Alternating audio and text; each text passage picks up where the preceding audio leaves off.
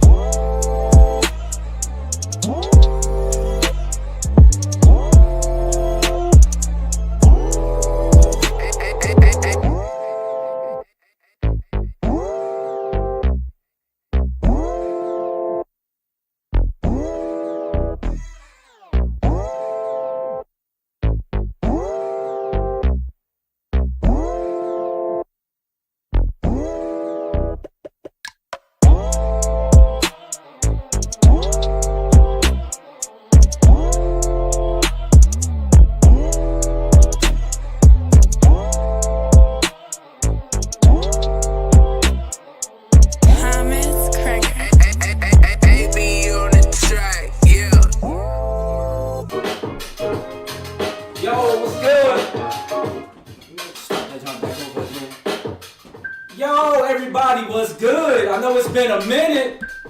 We took a nice little break. I think we was out for like a month and a half. You know what I'm saying? Shout out everybody in the building. Go ahead and say something in the comments so we can see where you at. Shout out to the Arcade for looping this for me. Yeah. It's the Nitty Gritty Show. Katrina happy to be back? Katrina was enjoying that break, y'all.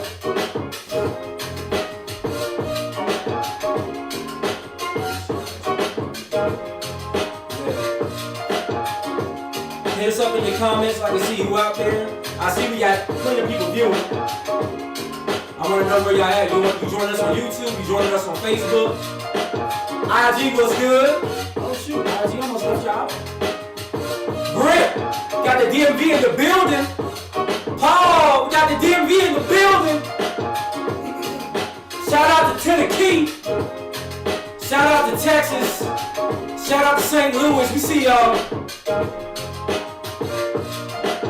Florida, guess who is at? Yeah, hit you with a cold freestyle like I'm nice. Put it on ice. Ha! Nah, I'm just messing with y'all. Y'all ain't no freestyle. That's all. I mean, I had that hype though, right? I had you. I know we're trying to get less to it. No, how about you sing something? Someone, No. freestyle, just do one, at least another line. Well, shout out to our businesses. Shout out to DC Shop, poppin' the best pizza.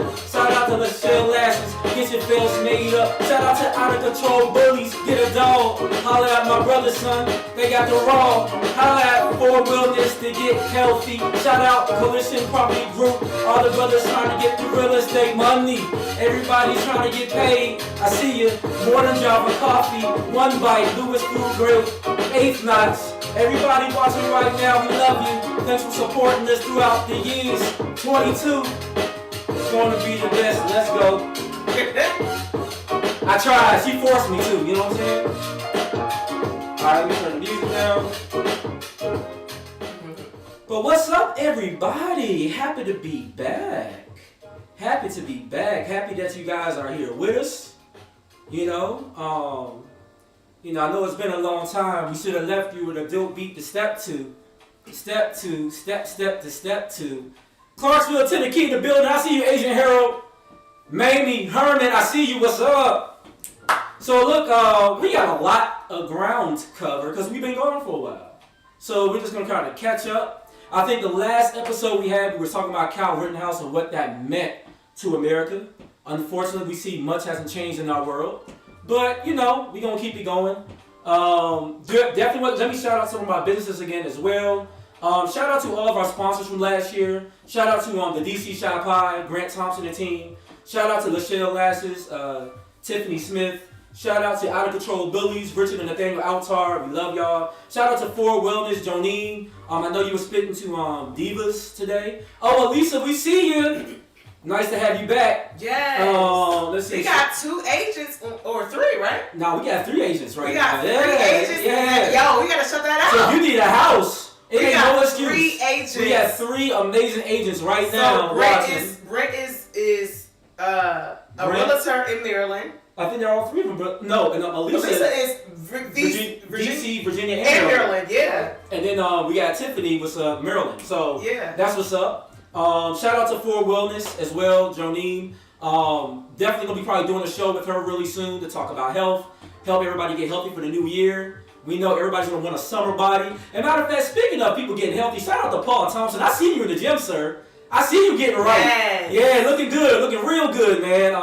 And that's what it's all about. Everybody getting healthy, educating our people, putting people on game so that way we can move the community forward, right? The Nitty Gritty Show ain't changed. You know what we about. Also, shout out to Coalition Property Group, for real. They're doing a lot of big things in real estate in the area. They're investing all across the nation. If you want to find a way to invest your money, hit us up. We'll definitely send you some information to reach out to Ryan Butler and his team. Shout out to Lewis James Food Group.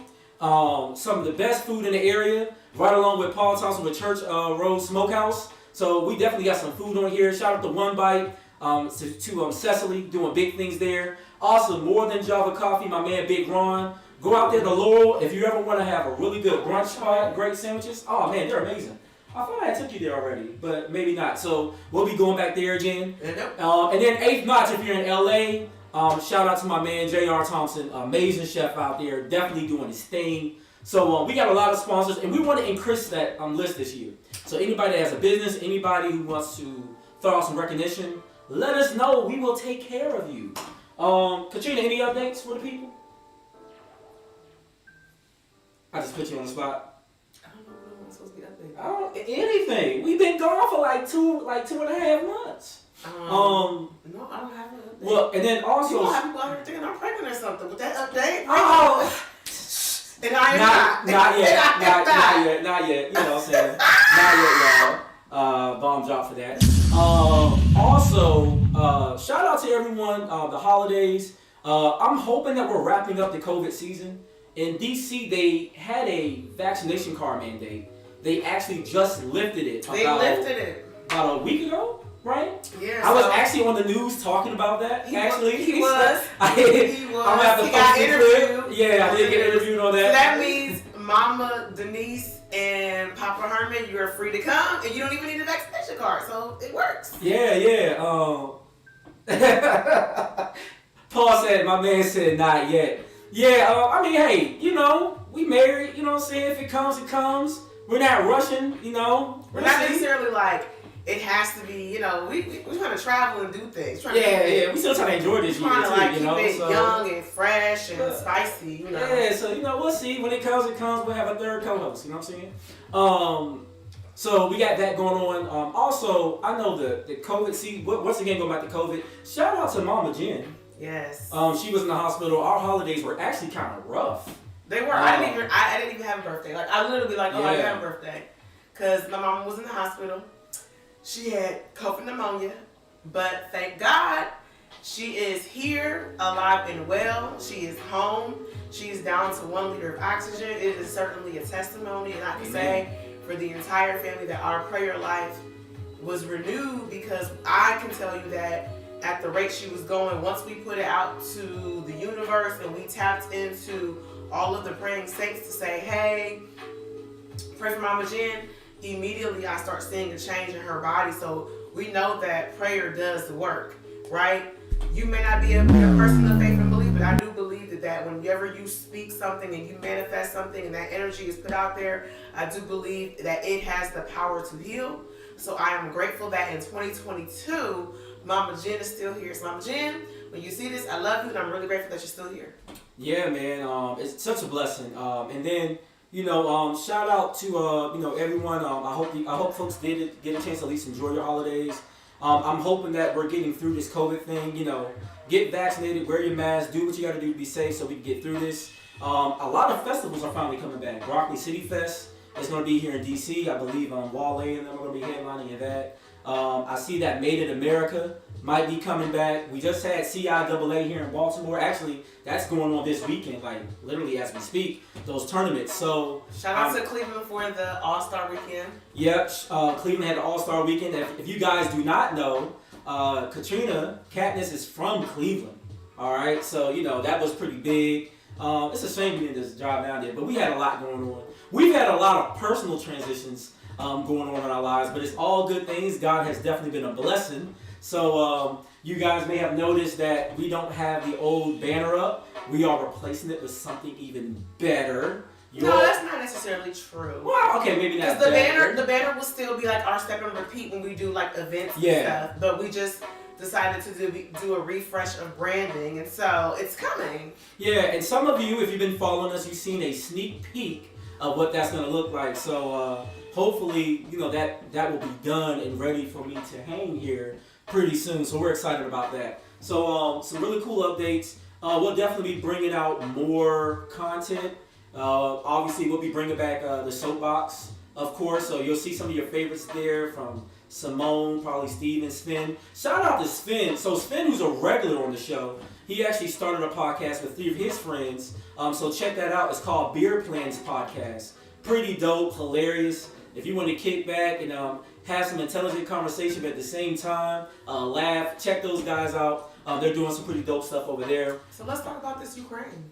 Yeah, I mean, let's address like the elephant in the room, right? So Ukraine, for you guys that don't know, and actually the sad part is there probably are a lot of people out there that don't know. Because let's turn around so that people can hear. Look, it doesn't interfere, it's good. Okay. There are probably more people talking about Kanye and West, which don't get me wrong, I get it, the series on Netflix is dope.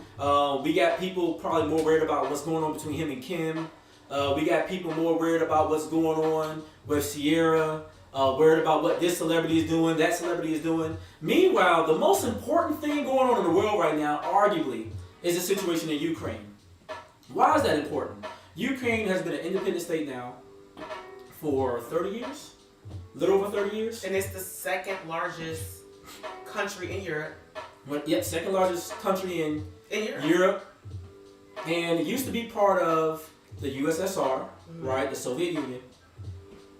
Putin kind of has a revisionist history of how he views Ukraine. He feels like Ukraine was stolen from them by Western influence, and that it should be part of Russia, and that you shouldn't believe fake news. This sounds like someone we've dealt with here recently, but it sounds like fake news, and that, don't believe what people are telling you. This should be part of Russia again.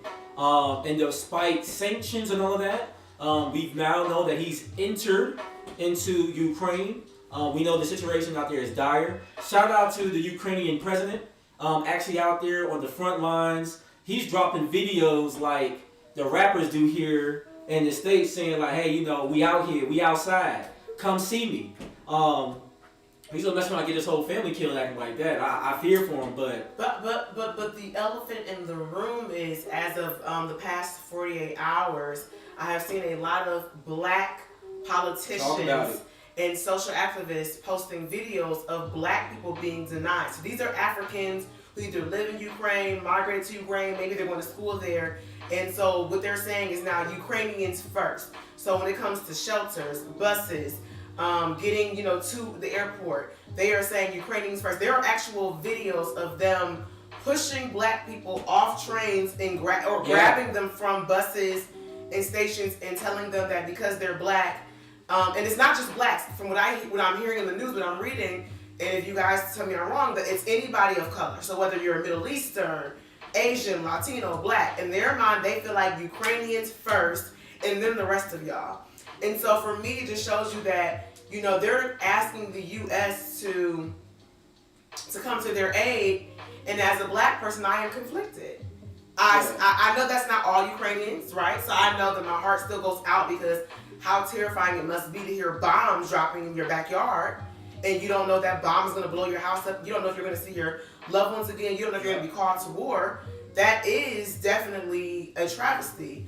But here we are in 2022, and I feel like all the time, even when it came to the Holocaust and things. It's always like these things were so deplorable, but yet racism is consistently alive and well.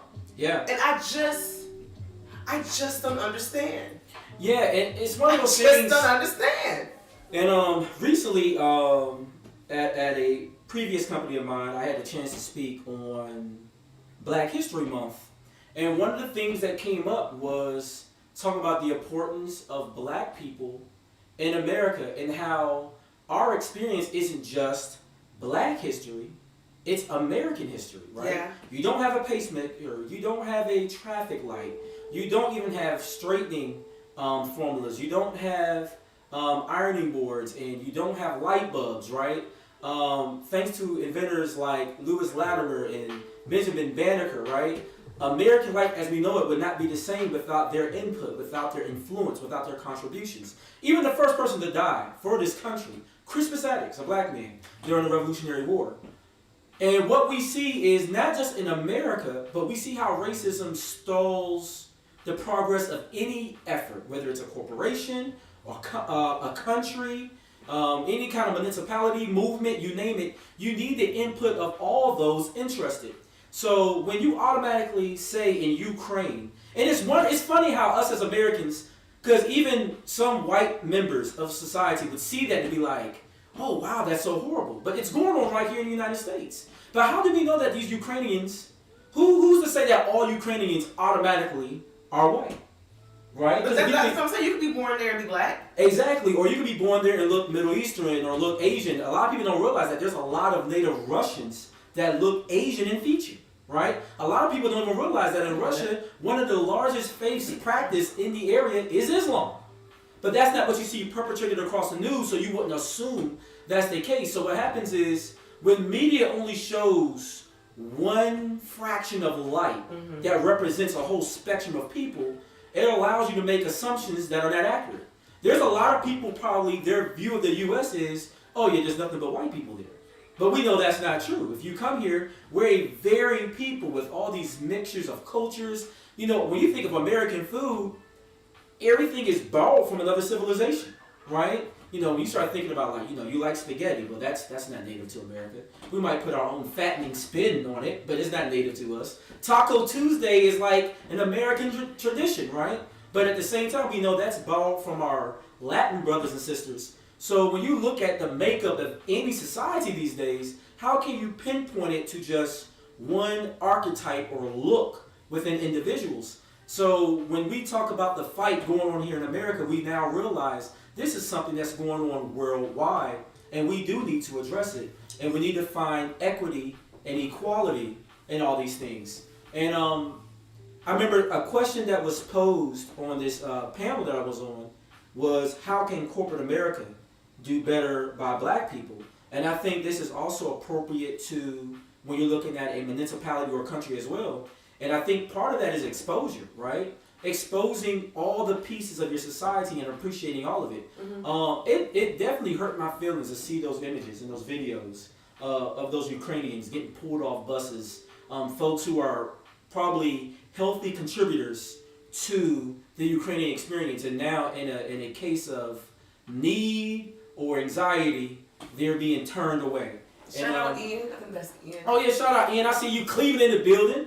Right, 216. I mean, put it this way. I just feel like in the midst of everything going on between Ukraine and Russia, and even I am starting to have a better understanding, because as an American, I feel like because I am not directly impacted by it, there's that ignorance of, it's sad, and everybody does what they always do, praying for Ukraine, but you don't really have that emotional attachment to it. But seeing those videos and pictures of those African brothers and sisters who want to also leave Ukraine, and they're basically being told, nah, Ukrainians first. It's really, really sad, and it just shows me that in the midst of controversy, racism is alive and well, and racism is a global issue. And it's funny because Juan and I talked often, and we subscribe to being Christians. We are people who are believers. But when you look at history, Christianity wasn't always offered to people as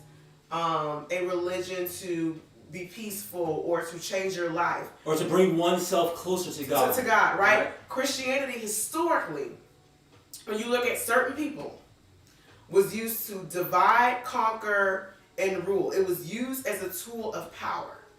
And in some ways, when we look at our culture and how we as people interpret the Bible, you can see it, the threads in the woven impact of, how Christianity was introduced to certain people in certain ways. We know historically that there were black Hebrews, right? Christianity is not a European religion. That's actually not true. But I'm saying that because racism is in every single fiber of history all over the globe. And it's shocking to me. And sometimes it's not outward. It doesn't have to come in the form of the KKK and burning crosses. It can come in the form of the simple, unknown prejudice and bias, right?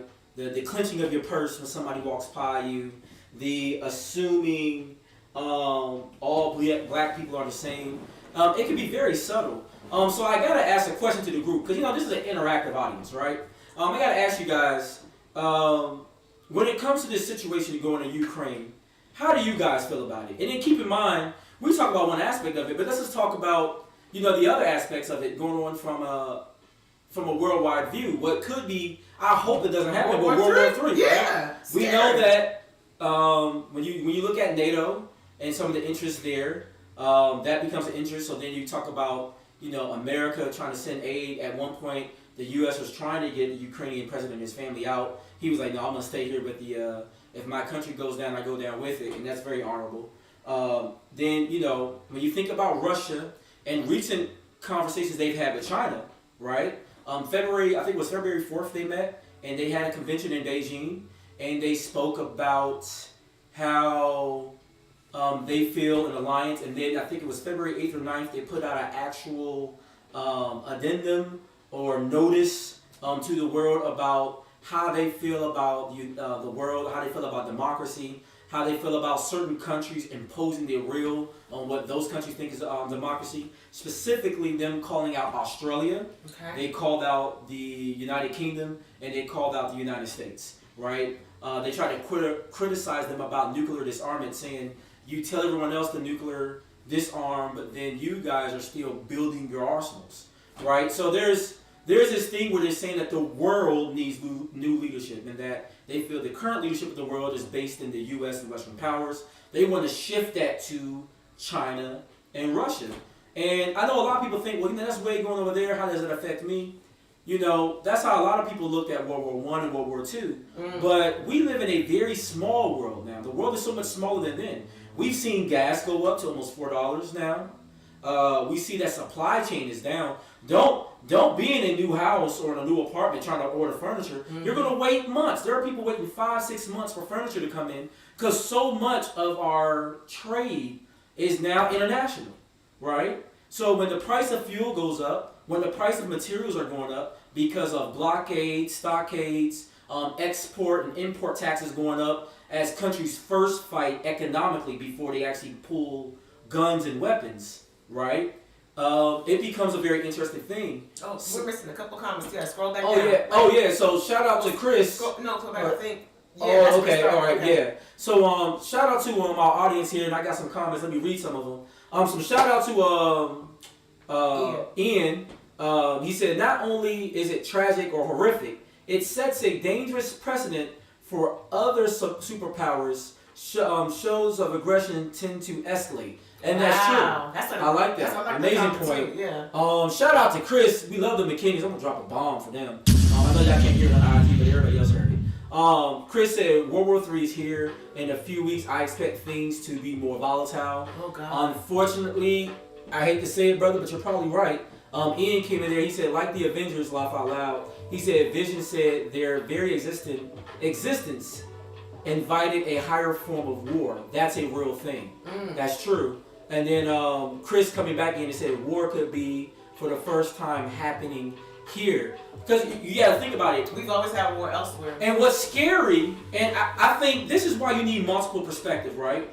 In the room. This is why, and once again, this is not to say get rid of the input of our white brothers and sisters. No, we need to add to that, right? We need to add to different voices in the room. Something that concerns me as a black man in America from a national threat standpoint is how someone, let's say coming out of Russia, so if you're ignorant enough, you just say like, oh, I just see another white man, right? If you don't pay attention to the voice, if they just be quiet, you see another white man. And we saw what happened January 6th, right? So imagine a situation like January 6th, where they go storm the Capitol, and because of white privilege, they're able to get in proximity to something like the White House or the Capitol building.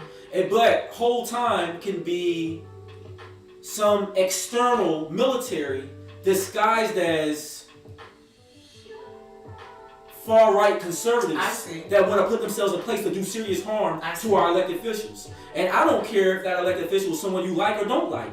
I wouldn't want to see any elected official of ours be harmed by outside party. I don't want to see them be harmed by inside party. If you don't like what somebody's doing in office, we have a democratic process called voting to get people out. That's the way you deal with it. I don't want to see, just because I may not agree with the policies of Donald Trump, I wouldn't advocate for Donald Trump being killed in the street. Because that's not how we're supposed to operate as a more civilized people. You understand? As a Christian. Yeah, you vote them out. You say, hey, I don't like it. You had your 4 years. You bring the next guy in. You don't like what that guy is doing? Whether you vote for him or not, you say, all right, time to bring somebody else in. And Joe Biden, don't forget, you ain't done nothing about student loans. I haven't seen any George Floyd policing bill. So even though I voted for you this time around, I'll gladly vote Republican if somebody with some sense comes in. Larry Hogan might get my vote. John Kasich, you come and vote. You come out there, I gladly vote for him. You know what I'm saying? So just saying, I need legislation to get my vote, not playing the saxophone, having fun. Let me read these Facebook comments, Herman. So that's why we have to pray, because that encompasses all of the inequities and equalities with people and nations all over the earth. I think Elisa said, I think China is watching so they can take Taiwan. Totally agree. Herman said China is watching and will probably want to make a move on Taiwan sooner if not later. Yep. Herman said, agree, vote them out. Go ahead. And then because Ian had made a comment about January 6th was definitely a domestic terrorist attack. Facts. And then Chris had made a good point comment. He said Putin is committed to his country and their sovereignty. And once again, we have to have global perspective. When we have this silly infighting in America over racism and silly stuff like that, we open ourselves to greater attack. Yes. We do know that. I think even before things get even more volatile, guys, I think what you're going to see more of is, one, you're going to see more economic strife. Right now in Europe, for those that don't know, they're lined out in front of the banks because people are scared. This is our dark hour for Europe, much like before World War II. So people are trying to draw cash out for a trade to buy simple groceries and milk. So people are trying to get cash out, and the banks are not giving out the cash because they don't want to slump economically when they start losing cash and values. So they're trying to limit the amount of money people take out. Even right here in America, go out, if you have the money, try to go take out $10,000 right now and see if the bank will let you do it. Try taking out $5,000 right now and see if the bank won't question you to death about why are you taking out your money. Cryptocurrency, for those that play in that world, it's been very volatile lately, right? Because of these outward influences on the marketplace with Russia and Ukraine. So it's bigger than just two countries. It affects the whole world. I think after we see economic strife and pressure, the next thing to come is probably going to be what we find is cyber warring. Because what they're going to try to do is put false information out. We've seen this. Our own security advisor said that we were hacked during the 2016 election, that there was foul play, that misinformation led to voting, and it did have an effect on the outcome of elections. So we know cyber terrorism is real. What better way to dull the minds of people by giving them more apps and more things that just dull the senses in the brain? TikTok, things of that nature. It was interesting. I was reading in an article and watching another podcast, and they was talking about how TikTok in China, they celebrate technological and intellectual advances on their young people. They're not out there just doing little dances and doing little pranks. And don't get me wrong, there's nothing wrong with any form of entertainment, but just what they celebrate and what they're like is different. These kids are building robots. These kids are doing all these interesting things in STEM. And then meanwhile, Much like us in the 1920s, we're happy and fat and lazy, right? We're having a good time. We're following all the celebrities and their drama. We're enjoying our TV shows, which there's some dope ones out there right now. We'll probably talk about that later. But we're so out of touch with how this world works together. And that's very threatening. And I do believe that attacks on the power grid, attacks to our banking system, in the last few years we saw multiple companies get hacked with security breaches. There are all kind of people out there who have their personal information on the dark web. Go out there and get a McCaffrey license and then have them run your information. I guarantee you probably have an old address out there or some old license information out there that's on the dark web. That's scary. And it's scary to know that oil companies, telecom companies, banks, you name it, movies, entertainment have been hacked in cybersecurity. And you have to think about, well, what does that mean in a new age world with World War III? How does that happen? I think you'll see these things happen, and then you'll see, I think, more violent escalations happen in fighting. I actually don't think we're in a financial position for another war. There's some comments, IG. Chris had one. He said, China makes a move on Taiwan, we're going to war. There won't be this slowly ratcheting up of sanctions. Wait. Question. Why would we go to war if China makes a move on Taiwan? Like, why? Taiwan, I believe, is a part of NATO, and I don't think Ukraine technically is a part of NATO. But what is? I think that would be the difference. But so China, a stronger alliance. I get that we have alliances, but I'm saying we're fine. We just ended. How long was the war from 2001 when 9/11 happened? Soldiers came home. I mean, people are still posted in Iraq. Okay, so we haven't really pulled out. People say like, oh, we've been in a time of peace. No, we've just been in a time where we're so used to our troops being deployed. And the thing about America, we're an occupying military force. And what I mean by that is, normally when we engage in any country in any kind of war or conflict, we tend to stay there. World War II was how long ago?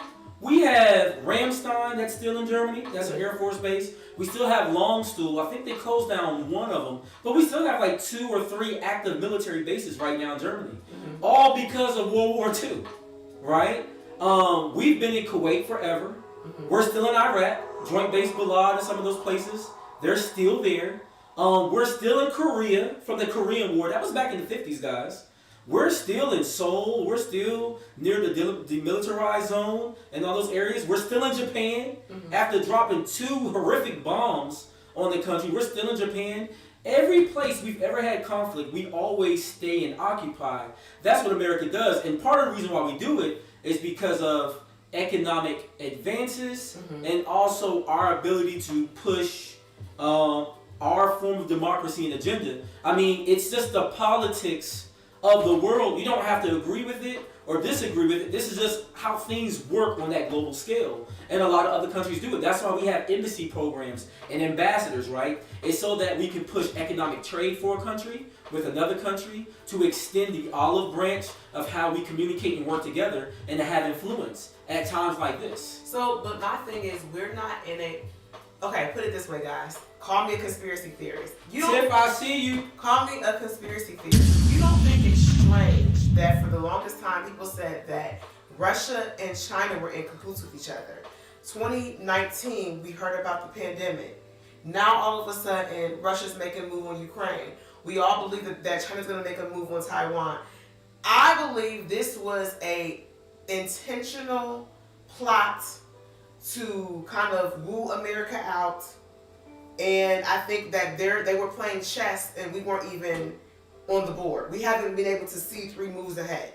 And I think that it would be not smart for America to say, okay, China, if you make a move on Taiwan, we out there. I think we need to take a step back, really look at all the pieces on the board and see how this thing is really trying to be rolled out. That's just what I believe. I don't know if you guys believe the same, but I believe that this thing was intentional, it was tactical, and I can't prove it, but I wouldn't be surprised if somebody in China and Russia, maybe even somebody in the US, I don't know, got together and created this whole pandemic, because the pandemic in some ways kind of impacted the economy around the globe. We are not in a financial position to go to war.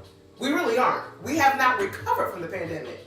So I just think it's really interesting that we're still kind of in the pandemic. Here go Russia, and if we see China come with their little thing in 2 weeks, it's gonna be like, how is this happening? I think it was intentional.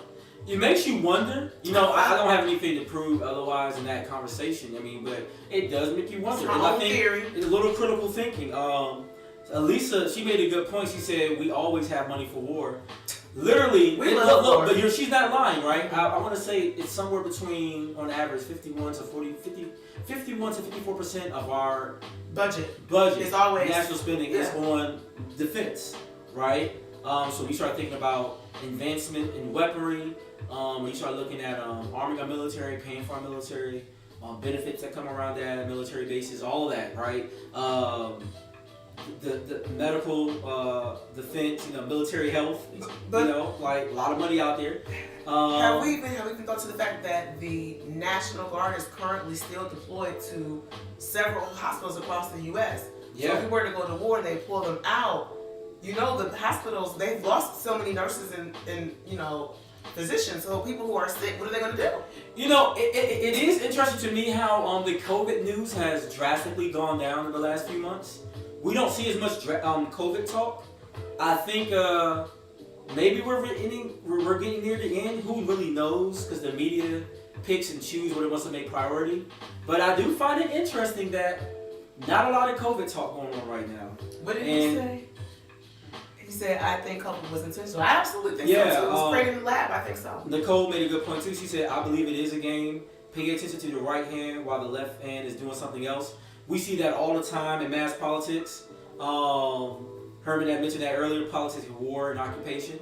So it's one of those things where, we're not trying to necessarily lead a conspiracy theory conversation, but what I would encourage all the viewers to do is to be intentional and be alert, right?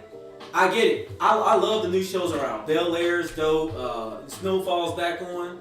But take time out your day, 30 minutes or so, to just check in on the news. What I recommend, especially in the world that I live in, as far as like occupation, I recommend that you actually just follow key agencies on your own personal social media, right? I think it's important to just follow people like, not so much like political figures like Biden or Trump or whoever you vote for or whatever you lean on, but no, like literally follow the CDC. Like literally follow the Department of Defense, right? Follow the agencies and see what information is coming out. I think it's important to follow like the news roll of key countries in the world, right? Follow Russia, see what they're saying, see what's being tweeted out through the Kremlin, right? That's how I found the information about what Russia released alongside with China as far as like their thoughts and dialogue that happened. The Kremlin released it, and it was out there for the world to view. I think it's also important to look at international news. There's Al Jazeera, you have BBC, you have French One, to get a more broader perspective on how other people are viewing the things going on in the world. Because when you're only listening to one view, this is why I think if you're a Democrat, you can't solely just view what the left is saying. Yeah. Because that's only half of it. And I get it, probably a lot of people that watch this podcast, depending on what area of the country you live in, it's a good chance you might be a Democrat. But at the end of the day, don't listen to just what the Democrats are saying. Or just what the Republicans are saying. And at the same time, if you're a Republican, you can't just listen to what the Republicans are saying. You have to try to see both views. And I'm not trying to say to be confused or to go one way or the other. I'm not pushing any group on you. But you literally see half of the board if you're only looking at just your pieces. You have to understand the other side and how they think. Or if you're looking at your pieces and we're playing chess, it's a pawn moves one way, a knight moves another, a bishop moves a different direction. And it's important to understand the complexities of all of these and how they fit together. So, yeah, man, like I think it's dangerous to be too far to the right or to the left. Yeah. Because when you're that far, when you're an extremist, you're leaving out such a large percentage of your population. I think being in the middle, being moderate, in my opinion, is the road of understanding and compromise versus too far to the left or too far to the right. And we've seen Now the pendulum go too far to the right, back like in the early 2000s. Now we're kind of too far to the left, and I think we need to somehow figure out a way to meet in the middle and relate with one another. Furthermore, I think we need to also analyze what do these political parties really mean, because they're old. And are they really even benefiting all of the American people? I don't know. Maybe we need to create a different party or reimagine how these political parties can even benefit, us. Also, again, this is me being a conspiracy person tonight. I don't have facts. This is just my own thoughts. I honestly believe that when I think about war, I don't think that people from the African diaspora, yes, we warred in Africa, but the way that others warred, I don't think in our body, in our mental capacity, align for us. I think it stresses us out. And I think that's why we live with so much PTSD. I think for us, we're not a very, I have to conquer you people. We're the kind of people where it's like, even when you look at like history, like when the Egyptians were fighting with the Cushites and vice versa, they didn't do it in a way where like we were killing you and wiping your whole like your country out. Maybe they may have erased some of the history, but it was more about like, hey, we are in power. You can still own that part of the land there and do your thing. You got what I'm saying? I feel like war is not, I feel like killing and always being in control and trying to conquer people, I don't think that's an innate disposition for black people. So, I don't know. To quote some conversations that have been going on in theory, if you go to like, shout out the National Geographic, they do a lot of great studies on this kind of conversation. But what you see that is in certain regions of the world, there's a lack of resources. So like for instance, if you study like the Vikings, right?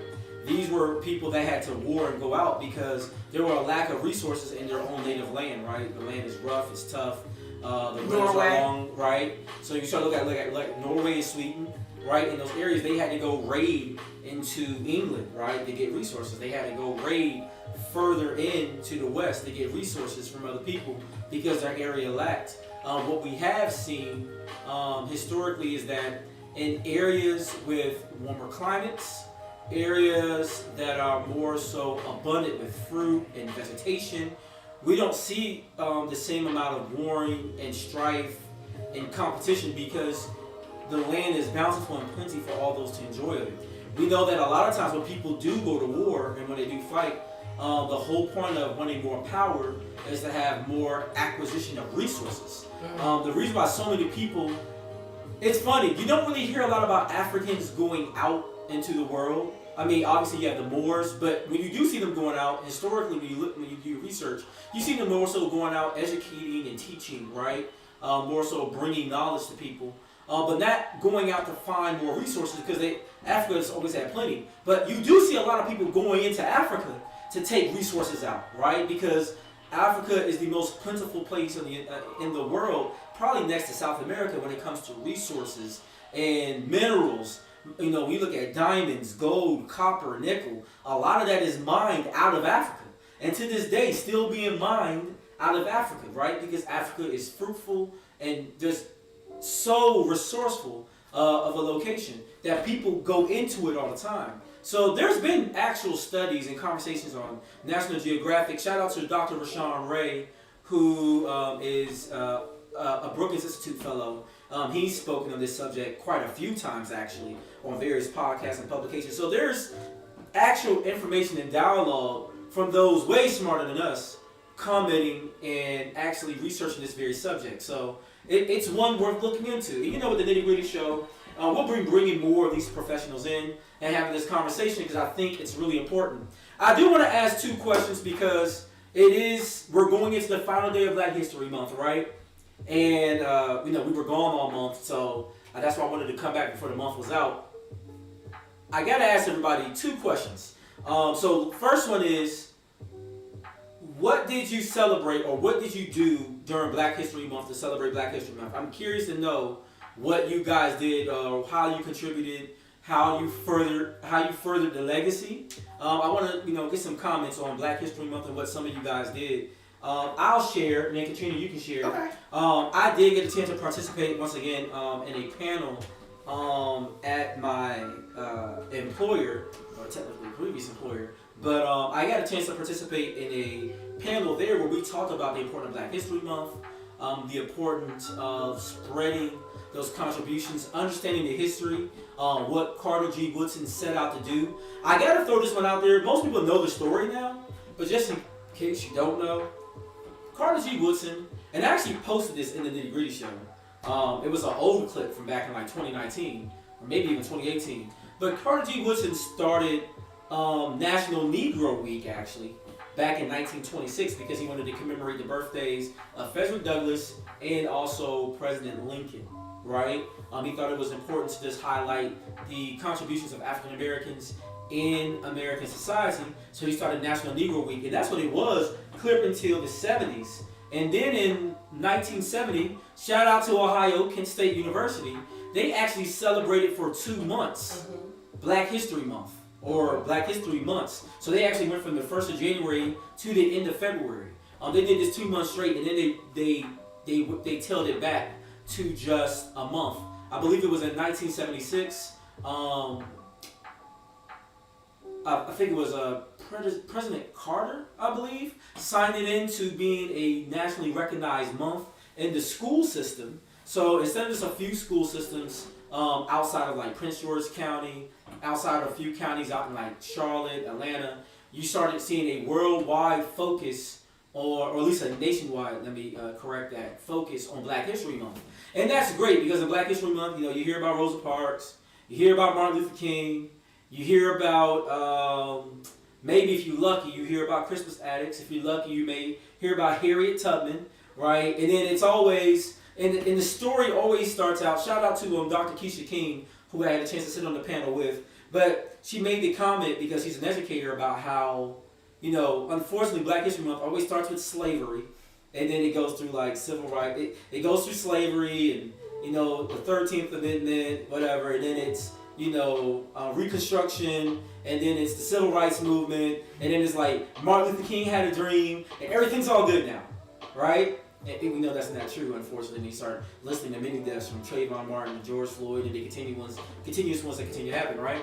But that's how Black History Month has been taught. Unfortunately, we can expand upon that, right? One, we could go back further. The history starts in Africa. That's a beautiful tradition of cultures and lineages. And then there's so much more than just the strife of Black America. There's a lot to celebrate, from Beyonce to hip hop to fashion to television like Martin and stuff. So there's a lot of good things in there. We don't also get all of that. So I think it's important to hear some of the different ways that we celebrate Black History Month and how we're pushing it forward. One thing I've seen is, for those that know, I'm a huge anime geek, right? So I follow a lot of these cartoon and anime pages. One thing that they've been doing on Anime 365 is that every day of the month they posted an actor that has been an animated voice in various series. And a lot of these shows you watch, you wouldn't even know, like, oh well, I didn't realize that was a black voice. I didn't realize that was James Earl Jones, or I didn't realize that was this individual. So there's so many different ways to celebrate Black history or to celebrate the contributions of African Americans. So it's always interesting to see how people celebrate. Mamie said she shared on Facebook things Black people invented that she didn't know. I think that's always an important one, right? We were just talking about that before, Hidden Figures. How you didn't even realize that was your soror. I didn't know until the movie. Your dad said what's interesting, I don't know if you read that comment, but what's interesting is that Israel has not sent any weapons to Ukraine for support. Israel got their own. Yeah, I don't need to cancel. Israel got their own issues.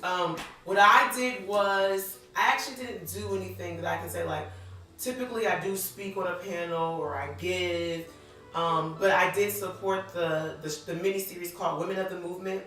It kicked off about Emmett Till, and it was very detailed. And for those who don't know, I feel like oftentimes we just, like Juan says, we go through history and we touch on things, but I think when it comes to Emmett Till, it's a very, very important historic moment, because Emmett Till, his death is what kicked off the civil rights movement. And I think it's very important to know that the death of a 14-year-old boy is what caused Black people to band together and no longer live in fear. Because prior to him, people were getting killed and lynched, and we were just like, hey, as long as it ain't my family, I ain't gonna say anything. And that's why Martin Luther King said, injustice for one person is, what does he say? Injustice anywhere is injustice everywhere. Yep. So I did support that mini-series. It was really, really great. and I intend to continue to just be more of a steward of history. I feel like You love history, though. You stay watching the documentary. I do love. For you guys that don't know, like I'm not the only geek in this show, y'all. I'm not the only nerd. What is that? Katrina stayed up in some documentary about anything. It could be from a banking crisis to Egyptian history to Norse history. I'm telling you. I bought that whole African Kings of Africa. Yeah, that's a good one. You should purchase that on Amazon. On Amazon, it's on PBS. Yeah. It's called Kings of the African Dynasty. So it starts about how Africans started civilization. It talks about Christianity in Africa, the Kush, the Egyptians, the Ethiopians, Mansa Musa, the woman with the one eye. I mean, it talks about so many figures. I watched the whole series in like a week, and Mom was just like, "You love documentaries," and I do. Yeah. So that's my charge to myself, and hopefully my charge to you is I want to be a steward of history. I want to have a better understanding of what happened and how I can impart that wisdom into myself and my kids. And I want to extend the legacy of mainly Herman, Mike, and Jen in a way that makes them proud and makes me feel like all the tools that they poured into us, we are now extending it out for other generations. And also I am helping. My goal is to help more Black people access spaces that they normally would have never had access to as it relates to white-collar jobs in corporate America. So that's what I'm doing. And then I asked everybody one last time before we roll out to, what does this month mean to you? I'll tell you guys, I use the same answer I use in the panel, basically, which is, for you guys that don't know, me joining the military made me 4th generation military in my family. Shout out. So my grandfather, Richard Strong, was a military. His father was a military. If you go down and down, if you look at my mother's biological father, Eddie Gibbs, was in the military. Then if you go down to the next generation, my biological father, Juan de Casa, served. My dad served, Herman Altar. My mom served, Mamie Altar. And then I served. So that made me 4th generation. And I have a history that branches, as I explained, various directions where I had multiple family members that served in our military. So I'm happy to have continued that service. And being in the military, one thing you learn automatically in the boot camp is that everybody's green. You ain't Black, you ain't white, you're not Irish, you're not Jamaican, you ain't from Cleveland, you ain't from DC, you ain't from Texas. You are one army, because when you're in the foxhole, you don't care what God somebody prays to, and you don't care who they sleeping with at night. All you know is, can you shoot your gun? Do you got my 6? In other words, can you cover my back? And can we make it through this ordeal together? So Black History Month is important to me because it highlights our membership or our contributions to America, but it doesn't take away from the greatness that is America. We just had our first female Black speed skater in the 500 meters. That was wild. Win her gold medal. When she won that, yes, and this is for those in white America, you saw Black people like, yeah, our first Black this, shout out to Black people. You seen our fists raised, but when we do that, we're still celebrating an American. Mm-hmm. So you get to celebrate that too. I think what people assume is that to celebrate Black History Month is like, okay, that's just for Black people. No, it's for white people too. If you're white and you have a pacemaker, you can celebrate Black History Month because that invention by a Black man has it. It's for anybody. Yeah, if you're white and you like peanut butter, if you're Asian, no matter what you are, you get to celebrate in this with us because guess what? When you celebrate these people, you're also celebrating an American. I just think that if we ever get to a place where we can just say an American one, that would be great. Meaning we don't have to identify with saying we don't have any more first. Yeah, we don't have any more. I have to identify as this and that. But it's crazy to me, and I don't know we're getting close, but it is crazy because Jewish people say, "Why does everything have to be about color?" Well, let's create a society where it doesn't have to be that. It's wild to me. Why is everything gonna be about color? Everything's gonna be about color. You people always talking about race. Who? Now, when that comment is made, it's just like, sir and ma'am, do you really think that Black people go through society thinking, I just want to talk about race in America? Since the existence of our people coming from slavery, we never wanted it to be be about color. But y'all made it about color, and You that's hear what that it sound is. right there? If you're black and you get nervous when that sound is behind you, that's why race still matters in America, right? If that sound doesn't make you nervous and you have the right to feel like you can cuss the police officer out, let's create a society where no matter who gets pulled over by that, maybe they're slightly nervous, but you don't have to worry about losing your life. And let's create a society where if your house goes on the market, we just had a situation in California where a family posted their house on the market and it was appraised $500,000 less than the counterpart. So what they did was they took down anything that showed that they were black, and then they even had a white friend pose as the owner, and then the evaluation of the house went up to $1.4 million from 900-something thousand. So it's costing people money to the tune of $500,000 in some places when we have racism. So let's just create an environment where color doesn't matter. Shout out to Brent saying well stated. And you know what, Brent, while you're up, you made a great statement. Hey, home ownership, guys, is important. If I would say, that should be a goal of a lot of us to own a home. Not because so much, even if you don't think about the wealth building aspect, but just from the aspect of saving on rent. Brent had posted something where he showed how much rent has gone up in the last 30 years. So it's kind of like a way of level setting the cost of your living is buying a home. Because at least when you buy a home, you don't have to worry about rent going up, right? You can definitely say like, okay, I know my mortgage is going to be XYZ amount of dollars over the next 30 years, assuming you do a 30-year fix. That's just popular. Sorry, when I saw you, it made me think of that. But I know your dad said, thank you, Katrina. I am very proud of you right now. You are very welcome, sir. Hoo-ah, great points, Juan. You people well stated. Oh my. I don't think we have any more IG points, but in the last 5 minutes, I would love to hear from each of you in the comment section. Based upon all the things we talked about today, what does Black History Month mean to you? Leave it in the comments. What does the potential World War III with Ukraine and Russia mean to you? Do you have any worries as a Black individual in America if we were to go to war, like how that could impact us, given that there are images of how it's impacting other people of the other African diaspora, brothers and sisters in other parts of the world? Leave any comments, thoughts, questions, and we will definitely read them. Yeah. And if there's, and in the comments later on, if there's anything you want us to talk about on the Nitty Gritty Show, I know something we're going to talk about big time is home ownership. We have a lot of realtors that we work with, so we're going to try to have a real estate panel here soon. We'll have 3 people. Actually, we'll probably have all 3 of them on the couch, and then we'll just probably be in the background. You just hear our voice as we kind of like ask them questions. We definitely want to bring some more educators on. We definitely have some politicians we'll be bringing back on. We have some more people in various spaces. But if there's anything you want to talk about, from banking to crypto to you name it, we want to bring some more of that on the show. We want to at least have at least 1 guest a month, bare minimum, if not 2, to talk about that. So, and then, bring business owners, have really people just kind of like tear their story and their testimony. So if there's anything of interest or anybody you think that we should have on the show, please drop that in the comments so we can try to get that worked out logistically to make it happen. Let me start playing a little Nitty Gritty Show theme song as we start closing out. I like playing other music, but YouTube, IG, Facebook, they be kicking us offline when we play other people's stuff and we don't have license. So I was like, you know what? Let's just play the stuff we own. So that's what I've been dropping. As we do some shout outs before we leave, once again, thank you for everyone who supported us. Thank you for everyone who tuned in. Remember to share the show, like the show, subscribe. You see right here in the corner, you can donate to our IG.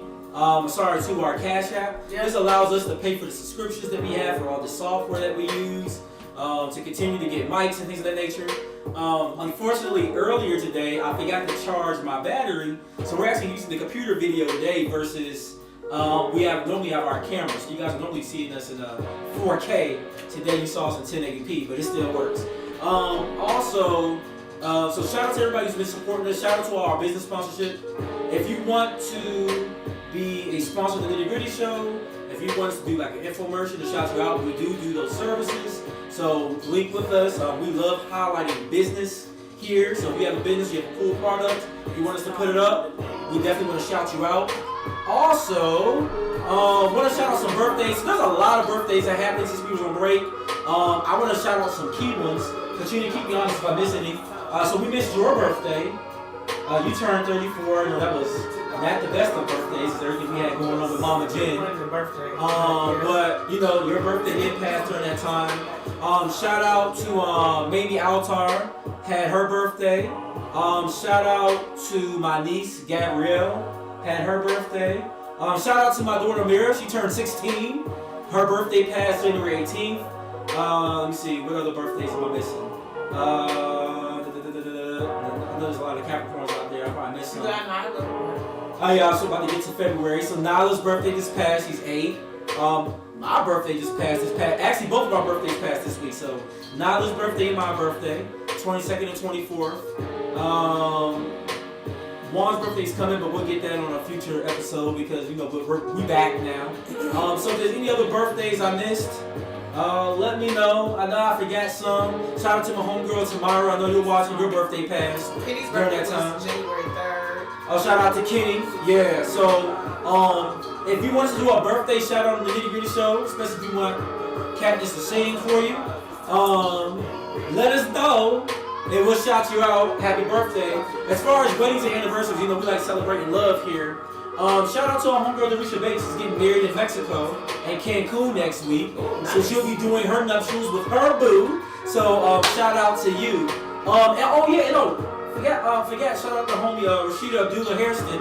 Her birthday's on the 24th, like Nyla's. So definitely with some birthdays. But if you want us to shout us out, shout you out, let us know. We'll do our best special birthday.